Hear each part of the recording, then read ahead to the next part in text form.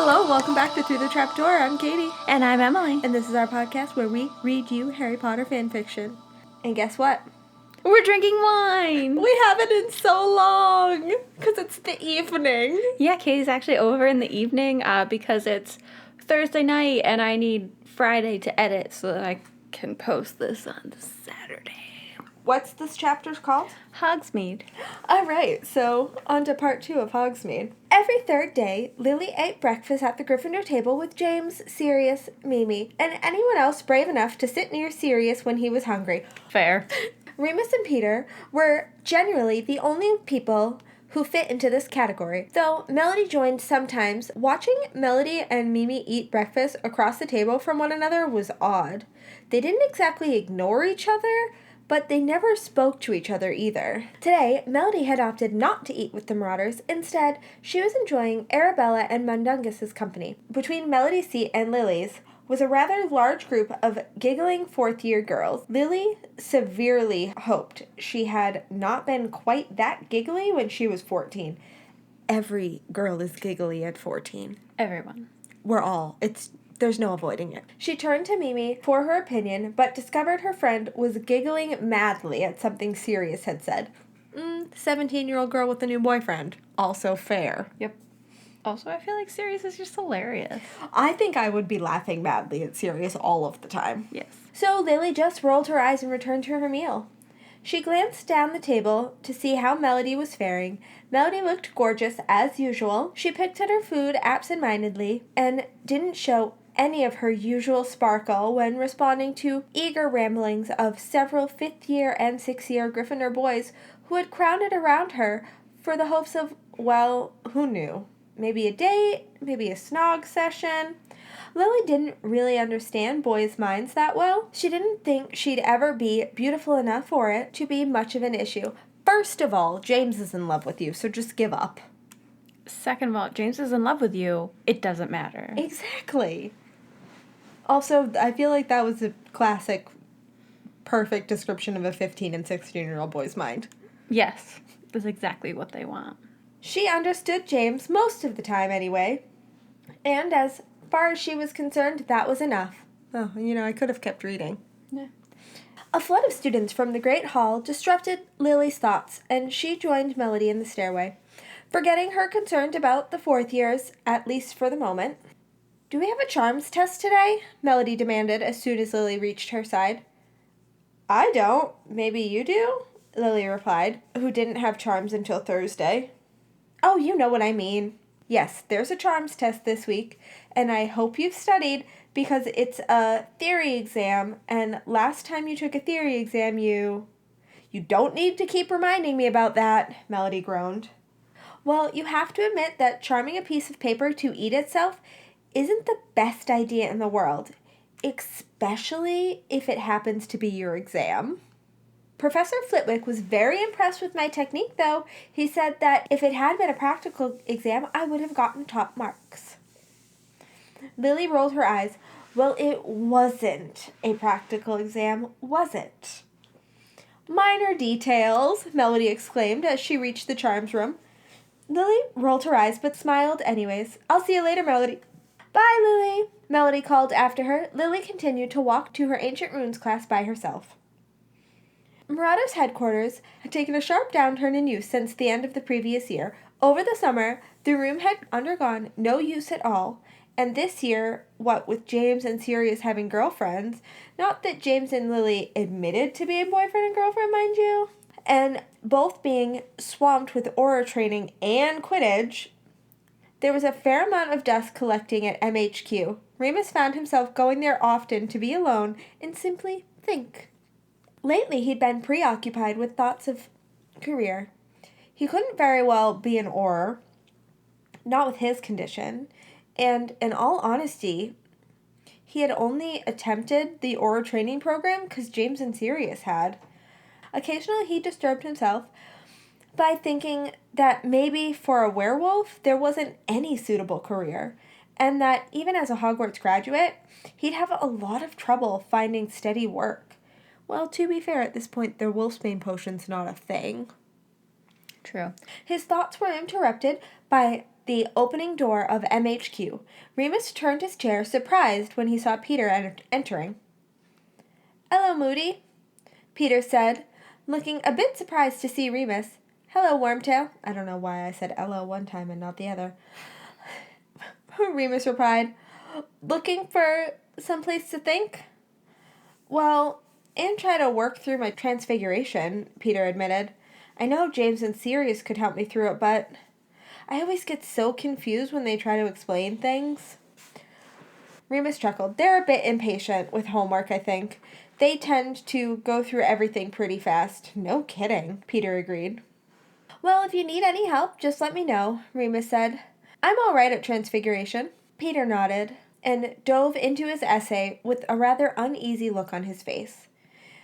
Remus stared at the fireplace and tried to delve back into his thoughts, but Peter was a bit distracting. He tended to mutter under his breath and scribble things out every few seconds. Neither Petus nor... Petus?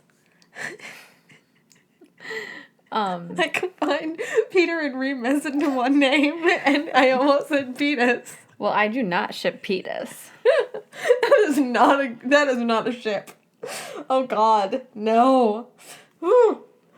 Neither Peter nor Remus got very far into their respective tasks before the door to MHQ burst open and James and Sirius entered, exploding with excitement. "There you are! We knew you'd be in here. We sure did. No doubt. Not a one." James and Sirius were both grinning so wildly that Remus thought for a moment someone had zapped them with the cheering charm. Remus and Peter exchanged a glance, then Remus looked at James and Sirius and nodded. "Good for you. Aren't you going to ask us how we knew you were here?" James demanded, grinning, bobbing up and down as though he was 10 years old. Did you guess?" Remus ventured. "No, stupid! We used the map!" Sirius cried, losing his patience. At this, both Remus and Peter jumped out of their seats, running over to James and Sirius, demanding to see the map. "Hey, no shoving! One at a time!" James cried. "Wouldn't want to hurt the map," he responded, and set it down on the table. The four marauders stared at it with reverence. "Wow," Peter breathed. "That's amazing." "We are so sodden brilliant," Remus declared, staring at the little black dots crawling everywhere over the map. "Indeed we are, Moody," he agreed, slapping him on the back. "Indeed we are." "It'll be so much easier to sneak out of the castle now that we've got this," James added. "No more sneaking looks around corners with mirrors, ducking behind statues, running from Filch, bribing Peeves, blackmailing the house elves," Sirius continued. "It's bloody fantastic," James concluded. "I never thought about that, the house elves knowing when you snuck out." I feel like the house elves don't care. I'm sure the house elves don't care, but like... Also, I feel like just based on canon marauders, they would have completed the map far before their 7th year. I agree. I think it was more a 5th year thing. Mm-hmm. Because 5th year is when they became Animadius. Yes. So I feel like 5th year at the latest is when they made the map. I also 100% think McGonagall knew that they were all Animagus. Oh, yeah. Of course she did. You can't hold the Mandrake leaf under your tongue for 30 days and your teacher who has also done it not realize what you're doing. Yes. So. Do you really think that Peter made it that whole time without, like, a sticking charm? I feel like Peter wouldn't have had the problem. I think it would be Sirius. Because he'd swallow while talking. Yeah, because he would just keep talking. Yeah. Yeah. All right. Because Sirius wouldn't know when to shut up. Understandable. Peter would be too afraid he was going to fail. True. Although, I do have to admit, I don't remember which of the 97 Harry Potter podcasts I was listening to, But one of them pointed out that Peter was clearly a much better wizard than we all gave him credit for. True. I mean, come on. He didn't only go back to Voldemort because he was afraid. No. He did it out of loyalty. He did. He was just a terrible person. Yes. Great. I'm happy that... Oh, are we going to see that in this fan fiction? We might. Oh. Remus felt his stomach sink. The map was fantastic, but was it the best thing for them? They'd already had so many adventures and so many close calls. However, Remus secretly felt that the number of close calls was much lower than it could have been due to the time delays between Remus reaching the Shrieking Shack and the rest of the Marauders reaching the Shrieking Shack. Often it took the boys an hour or more to get out of the castle, and though the passage under the Whomping Willow, during which time Remus felt they would have had the best chance of running into somebody, they were roaming about already. He did not voice these concerns, but rather leaned over the map to study the little black figures more closely, hoping the wondrousness of their work would distract him from the unpleasant thoughts drifting through his head, like so many silvery clouds in the moonlight. Oh, we're finally going to be at Hogsmeade. Almost the end of the chapter. We're finally there. The first Hogsmeade weekend of the year was usually cold and rainy, and the pubs and stores in town were packed with students trying to escape the downpour. Melody, due to recently developing third wheel complex that she'd gotten around Lily and James, had decided to spend the day with Arabella and Mundungus. That wouldn't get rid of your third wheel complex. There are also a couple. Right, but I feel like it's a different kind of third wheel complex than it is when you're with your best friend and her boyfriend, when you're just with, like, another friend and a guy. Yeah, but I feel like Arabella and Mundungus, like, make out a lot in public. Whereas, like, Lily and James just, like... Argue? Argue. I feel that. I feel that. Sure, Bella and Dung were technically a couple, but they didn't seem like a really serious couple. They were too much fun to hang out with for Melody to feel like she was intruding. Not that Lily and James excluded her. It was more just the feeling that Lily and James would have just as good of a time with her as they would without her. And at the moment, Melody wanted to be company of people who really wanted her company. First of all, Lily and James will always want you to be their company. And obviously they're going to have just as a good time with you as they would without you because they love each other. Yes. That would be like if I was hanging out with you and Ben and I was like, they would have just as good of a time without me. Obviously, you're married, but you're going to have just as good of a time with me around too. Yeah. It's not weird that you're there. We're all friends. I mean, I did call Ben my second husband the other day. True. I mean, he cooks for me just as much as Nick does, but you also cook for me just as much as Nick does, so you're basically my wife. Yeah. I'm a terrible wife, guys. I mean, you don't eat the same things that everybody else eats, so I feel like it's different. So here's the thing. I don't cook. I'm really great at other wifely things. My husband is just the much better spouse. And I will admit that, and I've admitted it to him that he's the better spouse. I mean, Ben does most of the cooking here, too. I know it, though. Yeah, I admit to it. He's like, I feel like I cook all the time. I'm like, you do. You make all the food. He clearly enjoys cooking. I know. though. I don't know why he pretends to complain about it, because he loves it. He added more cheese to my quesadilla after you walked away. I heard. Oh. Where was I? During a particularly nasty downpour, Melody, Arabella, and Dung ducked into the Hogshead for salvation. It's a bit damp today, isn't it? Okay. I know that's a Britishism, the just like saying as it's, but I definitely do that as a New Englander. It's a bit damp out there, isn't it? Dung commented, wriggling water out of his robes. And look where we ended up. It's the emptiest place in Hogsmeade, I expect. Lovely pub. Melody looked around at the dim, dingy interior and raised a single eyebrow at Dung. Arabella rolled her eyes.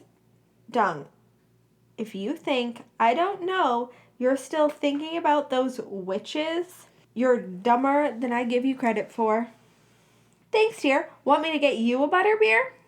Dung asked, completely unaffected by his girlfriend's comment. Arabella sighed.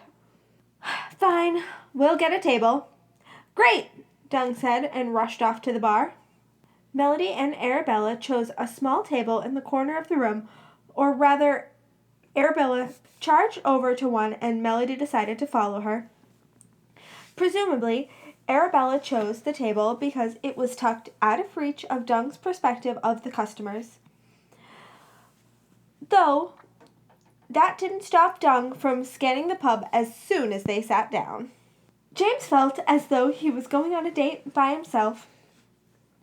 He wanted to be in Hogsmeade with Lily, of course, but he got the feeling she would be having about the same experience without him as she was having with him.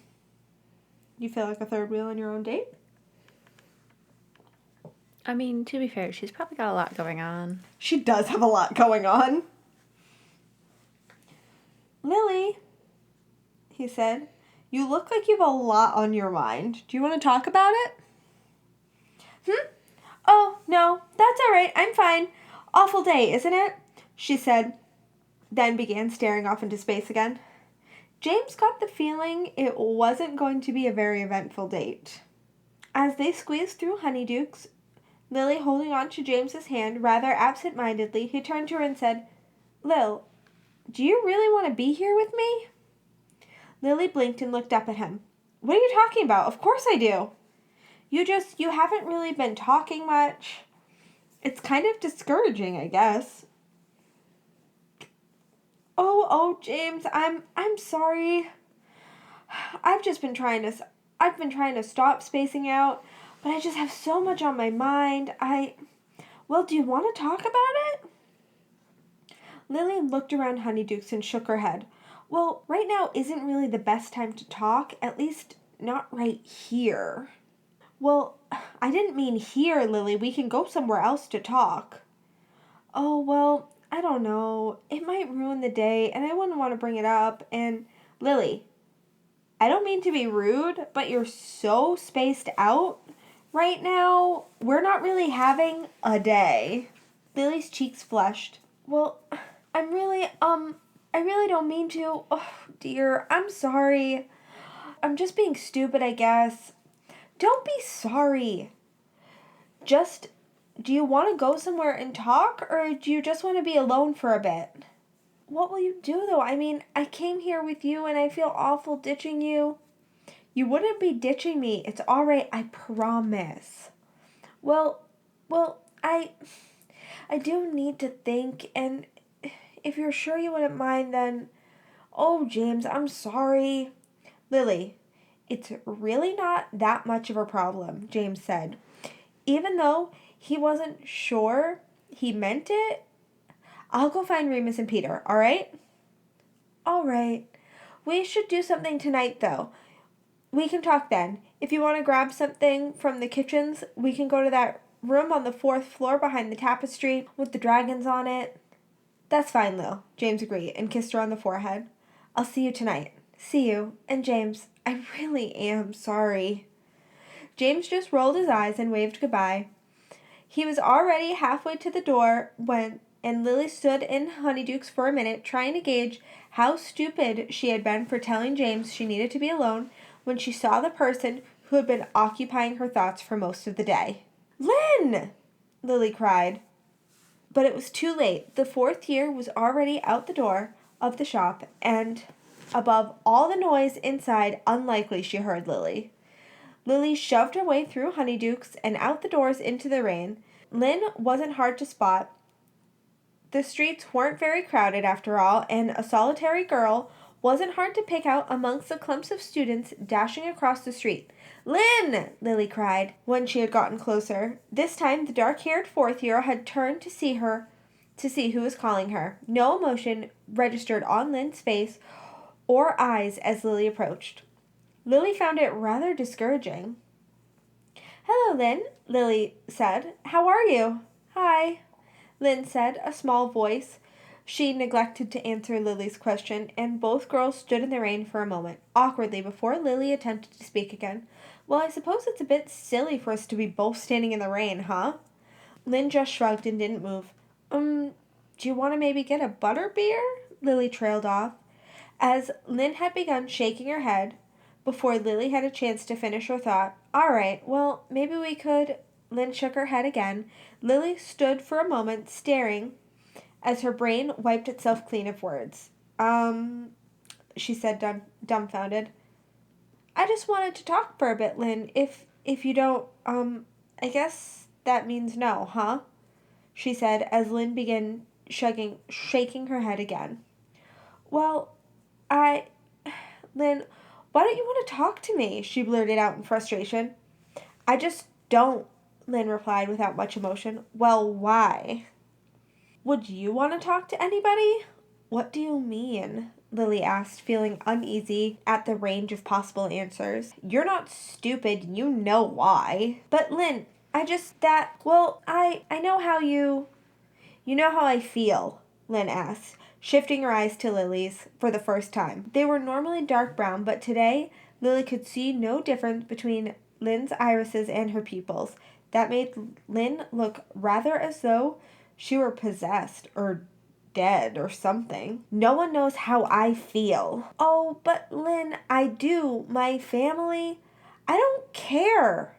I said, I don't want to talk to you. Goodbye. Lynn, no, wait. But the girl didn't look back. Lynn, listen, if you ever want to talk to me, I'm here, Lily yelled after her at the top of her lungs as the rain started coming down in sheets. The words were hard for her to hear over the downpour. Lily stared at Lynn as the fourth year retreated into the rain and felt for a moment rather as though she belonged on the ground with the mud. That's it for this week, guys. Any final thoughts? No, I don't think so. All right. We will see you guys next week. See you next week. Bye. Bye. Thank you so much for joining us on our journey through the trapdoor. You can leave us a review on Facebook or Apple Podcasts. It would literally mean the world to us. Or you can find us on Twitter and Instagram at thetrapdoor16. Or if you have any longer thoughts, you can shoot us an email at throughthetrapdoor16@gmail.com. Thank you so much, and we'll see you again next week. See you next week.